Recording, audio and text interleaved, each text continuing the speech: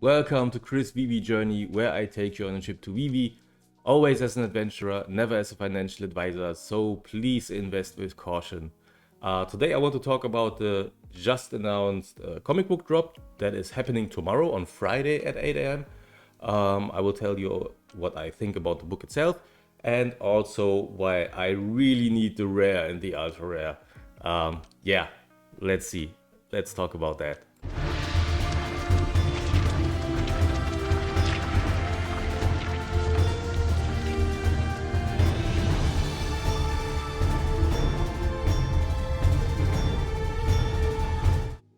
So here we are on the Twitter page where we got the info from Veve. So this is Fantastic Four 5 that will drop again at the blind box format Friday 8 a.m.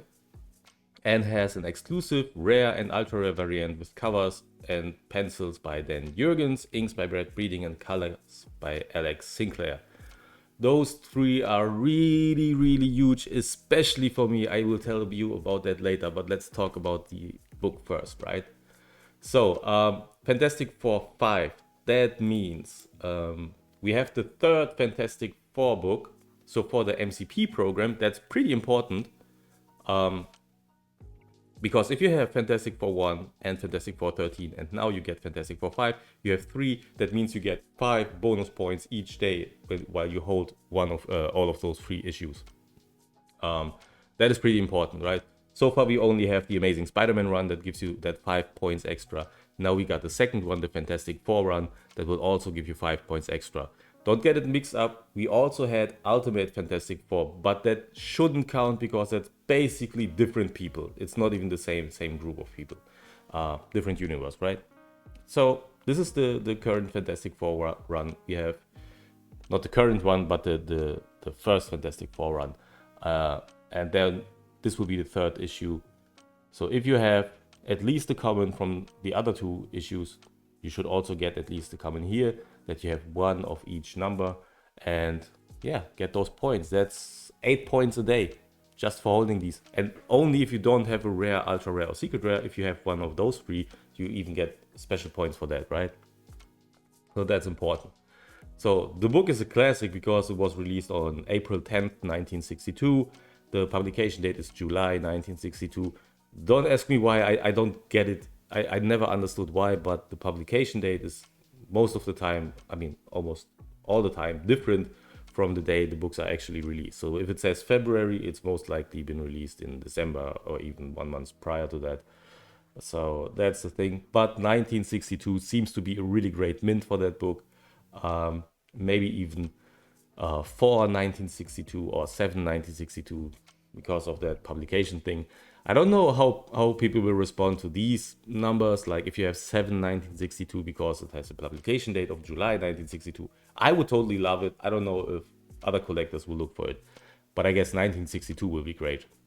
So that's a Stan Lee and Jack Kirby book. I told you guys this in my videos before. If it has Stan Lee and Jack Kirby, you can just buy it blindly. I don't know, like that's it's just special because it's Stan Lee and Jack Kirby. It has the first appearance of Doctor Doom. It has also his origin, and he's on the cover. Holy trifecta! That's everything you want to have in a key book. Also, the first appearance of Gunther the Tiger, his pet Vulture, and the Doombot. I don't know the first 2, but I know the Doombot, so that's also pretty important. Yeah, that is big. If you try to get this book ungraded, like not in a CGC grading, and you find it in very good condition, that means you will have to pay, I guess by now, more than 23k. I was looking for it for a 9.8 graded copy. There doesn't seem to be one. It looks like the highest copies we get are 9.6, and there are only 3 of them. I didn't see any high sales of them, so it seems like 3 people have a 9.6 copy but never sold those. And there were 13 9.4 copies. I found a high sale for that, and that was 85k. I don't have a date for that, so I don't know how recent that is. I suppose it's not very recently, and people are just holding their breath to wait until Doctor Doom enters the MCU, or at least there's an announcement that he will definitely go into the MCU, We have various rumors already, even that he's going to appear in the Black Panther sequel. So yeah, we don't know yet, but pretty sure he is coming. The Fantastic Four are definitely coming. We kind of need Doctor Doom there. So yeah, that's a book I guess will see a lot of gains. 85k. If someone would be able to get a 9.8 graded and put that on the market, so it's the only 9.8 on the market, I would estimate right off the bat 150 to 200k, something around that mark, just because it's a special book, but just the idea that it's so scarce that there's only one 9.8 in existence. Very much like the Amazing Spider-Man 14 we had a few days prior, that has only one 9.8. I also estimated that one to hit around 300k. So yeah, this is special. And sorry about my voice. I'm a little bit sick. I got sick yesterday, so trying not to sound so like a computer, but I hear it myself.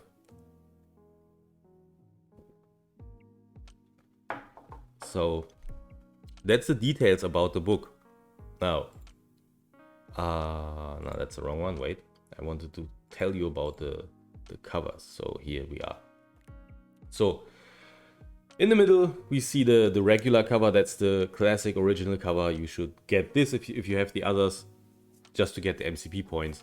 I will get this because it's a classic Jack Kirby cover. I'm just a big fan of Jack Kirby, right? Like everyone, I don't know if there's anyone who isn't a Jack Kirby fan. If you're not a Jack Kirby fan, I don't know what's wrong with you. That's just it.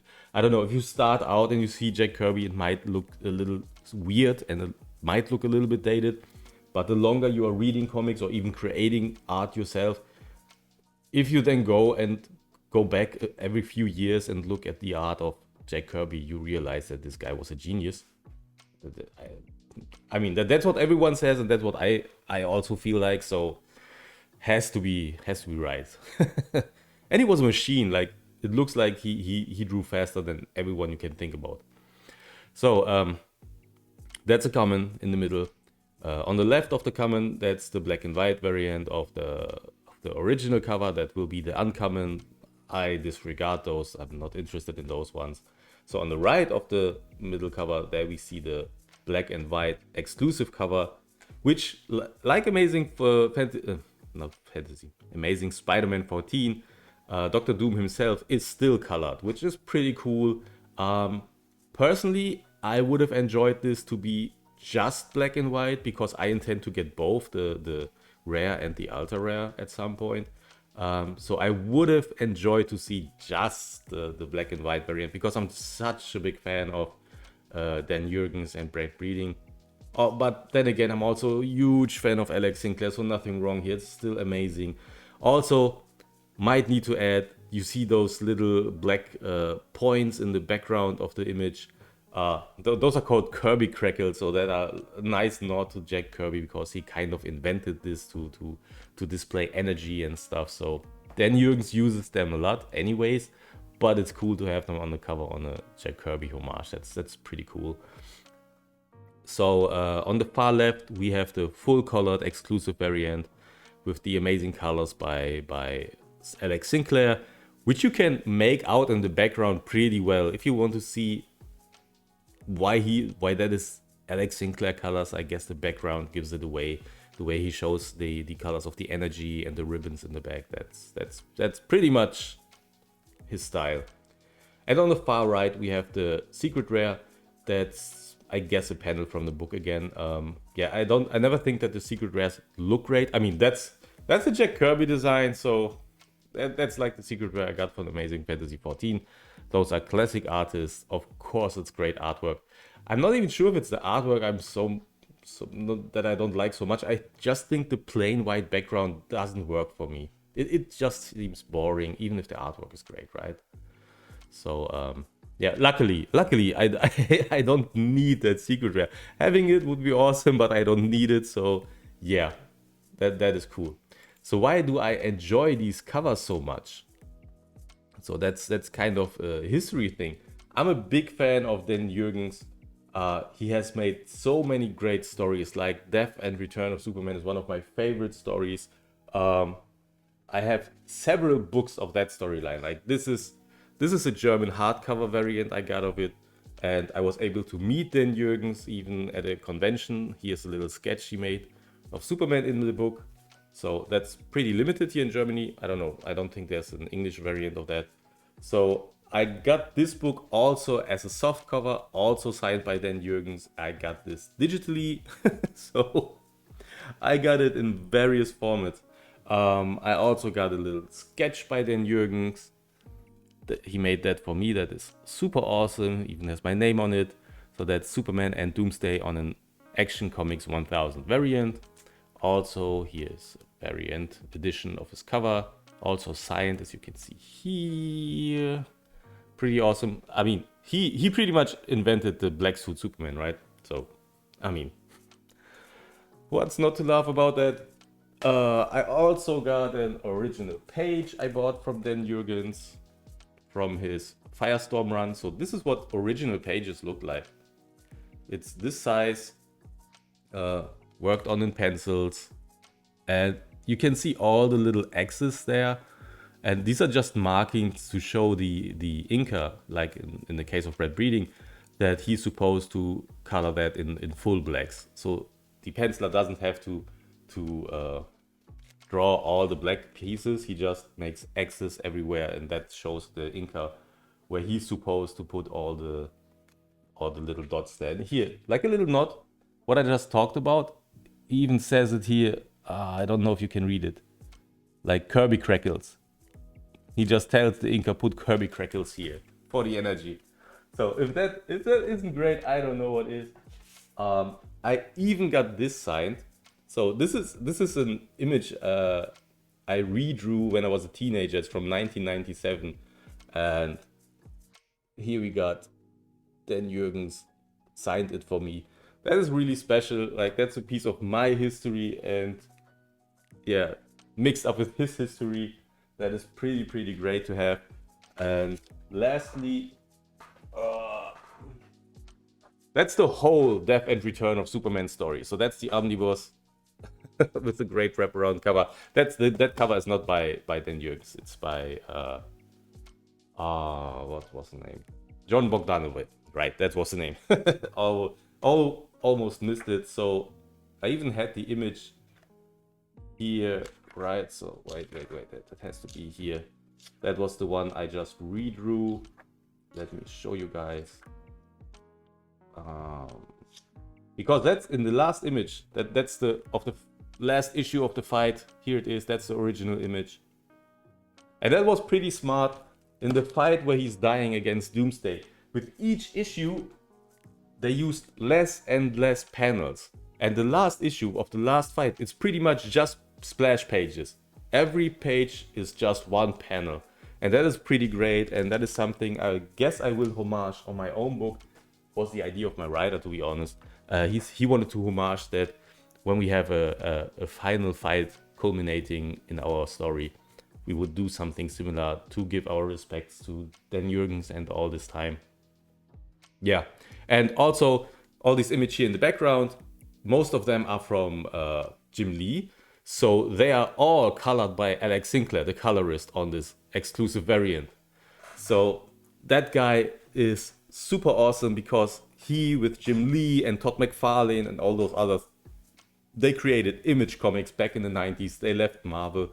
They created Image Comics in the 90s. And they were the first that went and created digital coloring. So while Marvel and DC were still using traditional coloring techniques, they went, and Alex Sinclair was on the forefront to take a computer, use Photoshop, and create digital colors. And that was a real shift in design. You can really see it in the 90s when they started to use digital colors. It's so different. It's much more vibrant. Awesome. Just an awesome time. So that's also history. Alex Sinclair is part of this history. Awesome colorist. So yeah, I really need that ultra rare and I really need that rare. Those are the ones I really want to have. The common, of course, I want the common because it's a classic cover. But those, yeah. I don't know, like, no advice here that you should get these because though they are so special. They are special for me. As you can see, this is part of my history personally. So, of course, I need those exclusive variants. I would say from all the exclusive variants, that's one of the more star-packed. Like the Mark Bagley one of Amazing Spider-Man 50 was big because Mark Bagley is big.